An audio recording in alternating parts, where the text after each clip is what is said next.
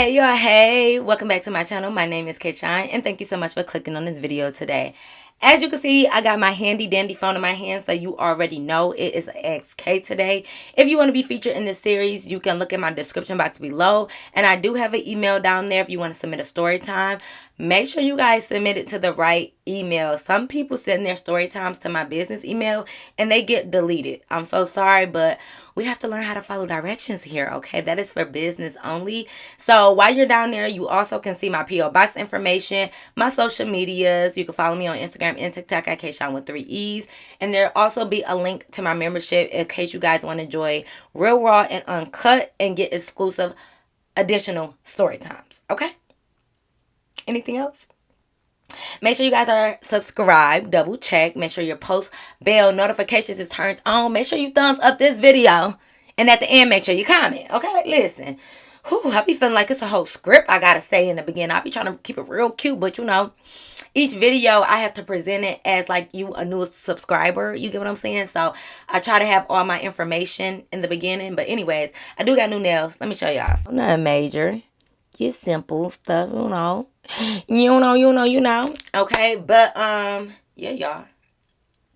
Let's go ahead and hop right into the video. Let's go. All right, y'all. So, boom. Let's get right into the story time.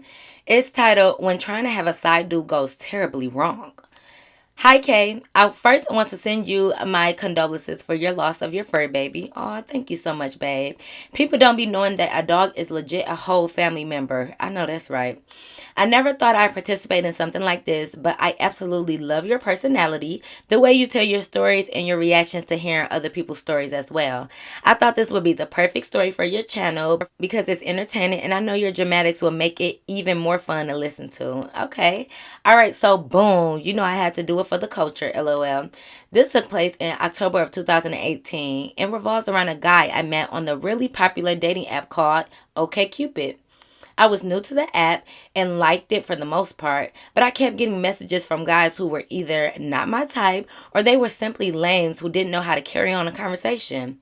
For those of you who are unfamiliar with this app, the way it works is you get to swipe left or right on the Explore page, and if the person you swipe right on also happens to swipe right on you, both of y'all will receive a message saying it's a match.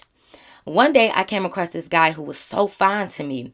Not only was he my type physically, but I could tell he was a dope person for what I read on his page. Now I know when you tell stories, I be wanting description of these men, so I'm sure the nosy people want to know how he looked as well. He was tall, but not towering, just tall enough. He was 5'11" and I'm only 5'7". He was a light bright mixed with Panamanian and black. A little longer than mid-back length dreads, tatted, and just swagged the fuck out. In the face, he actually looks like if Snoop Dogg had a light-skinned son in his 20s.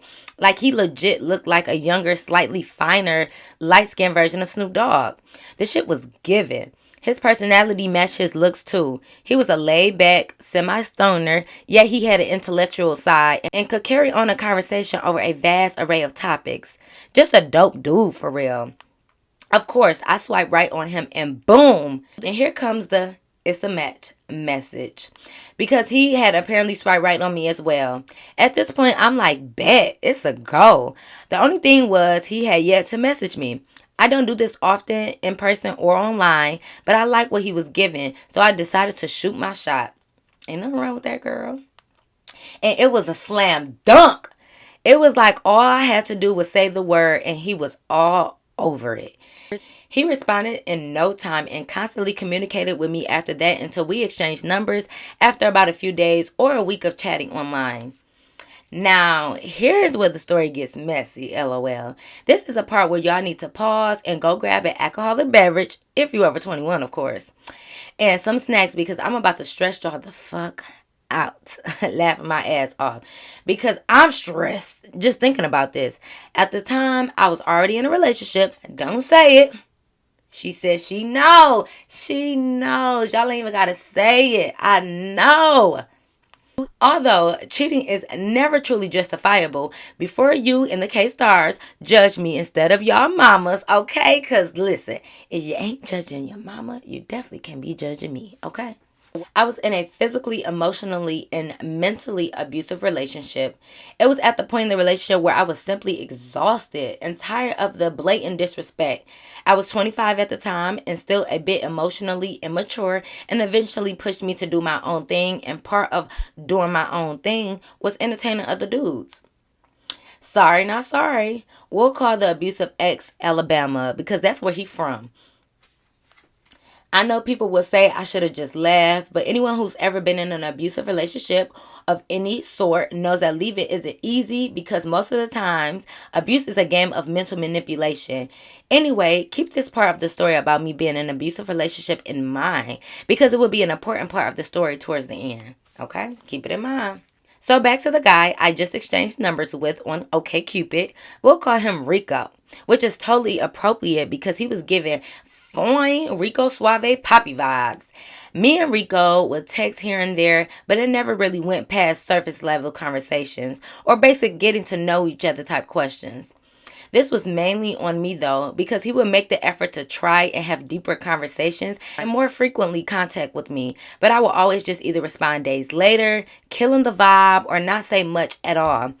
Obviously, this was due to the fact that my head wasn't totally in the game, given that I was already in a relationship getting stressed the fuck out by Alabama. One particular Friday night, Alabama and I got into a super heated argument over the phone. It was about cheating, and I just remember feeling so numb to his shit because it had become the norm. The only difference that night was I could literally feel myself falling out of love with him in that very moment. They say women fall mentally before they leave physically, and that night was the beginning of the end. That is so true about us, though. Like, we definitely leave mentally before physically, in my opinion. When we got off the phone, I was so blown and I knew that he would probably end up going out that night and doing his own thing. I didn't feel like staying home alone on a Friday night, sad and depressed over Alabama once a damn again. So guess what I decided to do? Take a sip of that alcohol I advised y'all to grab earlier and prepare to be stressed. It was around 9:30, 10 p.m. I texted Rico out of the blue and asked what he was up to. He responded within seconds. Once again, he'd been trying to talk to me and eventually meet up, but I pretty much been semi-curving him and giving him dry responses, so I'm sure he was both shocked and happy to see me actually reaching out first. We started texting and I basically told him that I was bored and I wanted to do something. He was game and down for it and told me that we could do whatever I wanted. Though since it was late, our options were limited to whatever was open. Since this would be our first time meeting, we wanted to do something fun, but not too much. We spent almost an hour trying to decide what we were going to do. It was getting later and the options were fewer. We made a joke or said something passing about me just coming over and visiting him. Keep in mind, I met this man online, never hung out with him in person before or even talked to him on the phone before that night. Red flags all around. I know, girl. I have never done anything like this before because stranger fucking danger. But that night I was so in a I'm going to do whatever I want to make myself feel better mood that I told him we could just chill at his apartment. I know, dangerous, stupid, and it could have been my last night leaving the house. Well, any night we leave could be our last night, okay, babes? For what it was worth, though, I would say that I had pretty much a good gut instinct, and as risky as the decision was, I never got a bad vibe from him nor felt like I was in danger going to his apartment. The only thing that made me feel uneasy, if anything, was the part of the town that he lived in. Because he lived in the hood and I was going there at night. For this reason, I was about to let him pick me up, but I opted against it. And really only because if anything went left, I wanted to have the option to dip out and get away in my own car. So he gave me his address. I GPSed it and saw that it was about 35 minutes away. When I got there, he came out to get me, but we realized that there was no parking. So I drove behind him to an area on the main street that he said would be safe to parallel park my car. And we both drove back to his place in his car. The whole time I'm like, damn, now if something happens, he got to give me a ride back to my car, LOL. Still no bad vibes though. The first meeting was perfect. Like Kay, perfect. He was sizing me up from the second he laid eyes on me. He was obviously pleased with what he saw. The feeling was mutual. The only thing was that in person, he was a little prettier than online. And I don't do the Chris Brown looking pretty boys, but it wasn't too much, so he was still giving. So he's leading the way while we're making small talk. We walk up the stairs. He unlocks the apartment door. And this is when the reality of what I was doing set in. LOL. Mind you, I told no one what I was doing or where I was going. So I was literally on a deserted island if anything went left. His apartment was spotless and smelled fresh with the exception of a little weed smell since he's a smoker. We walked straight to his bedroom, but we didn't have sex the entire night. We just went in there to chill. I sat on his bed and it just felt like home. We talked, laughed, watched TV, browsed through channels, played music, danced, you name it, for hours. We just vibed for hours. It felt perfect. And until this day, no one has stared or looked at me the way he did. He would stare at me like he was looking into my soul. Like he found gold, laughing my ass off.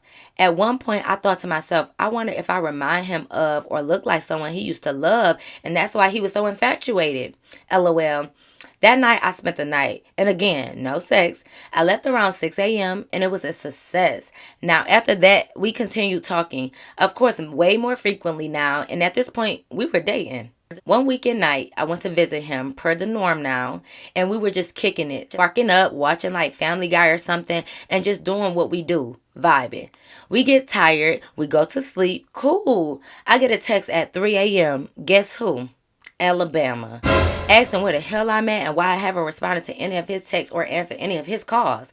He blowing my spot up heavy while I'm in bed with my new husband. Like, what the fuck, LOL. I decided to ignore him and give him a taste of his own bullshit ass medicine.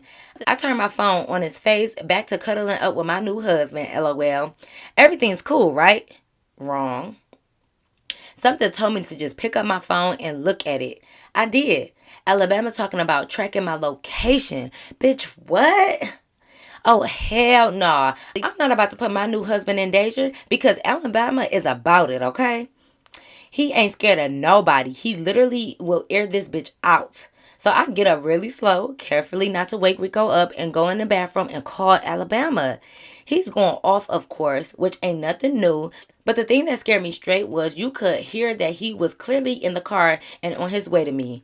The dumbass who forgot to turn her damn location off. Bet. At this point, Rico's life is in danger. I liked him too much and I didn't want to do that to him. But I couldn't bring myself to tell him the truth. Alabama eventually calls me and he's outside in the damn apartment complex about to cause a scene. I mean a whole show. Theater, okay? I quietly gathered up my shit and snuck out. Rico was still sleeping. This time Rico had picked me up from my house, so I didn't have my car. So I got in the car with Alabama and made up a lie about it being one of my cousin's house. Of course, he pressed me out about having never heard of this cousin before, but he eventually dropped it and cursed me out the whole way home, which was fine. I was so pissed and sad inside. I couldn't bring myself to be honest with Rico, but I also didn't want him in harm's way.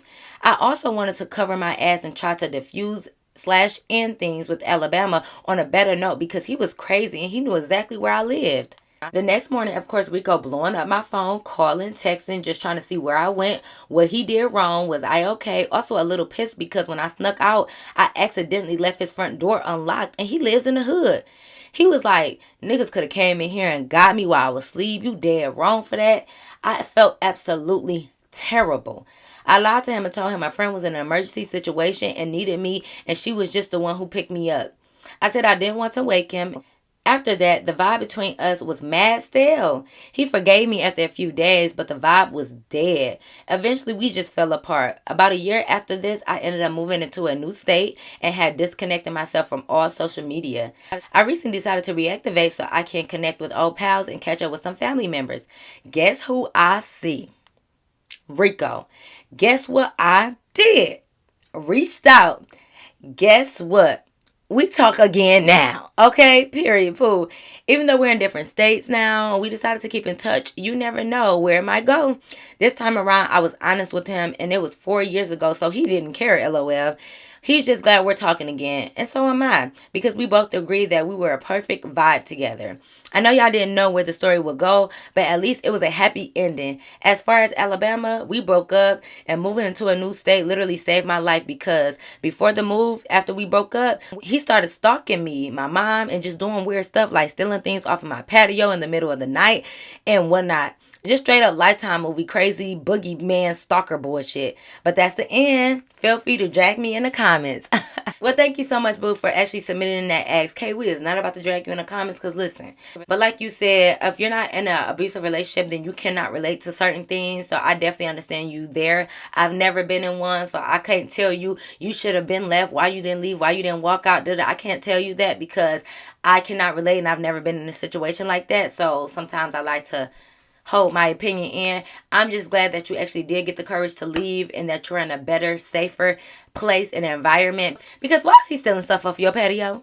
That man ain't got nothing else to do up there stealing your patio stuff, okay? Yeah. So yes, girl, that definitely was crazy. But y'all, that is the end of her story time. I hope you guys enjoy it. Make sure you guys comment down below what you would have did in a situation like this. Even though she said feel free to drag her, oh, we don't do none of that over here. So as always, y'all can say y'all opinion, but let's keep it respectful in the comments. Make sure you guys thumbs up this video and make sure that you are subscribed. But y'all already know. Until next time. I'll see you in my next video. Peace.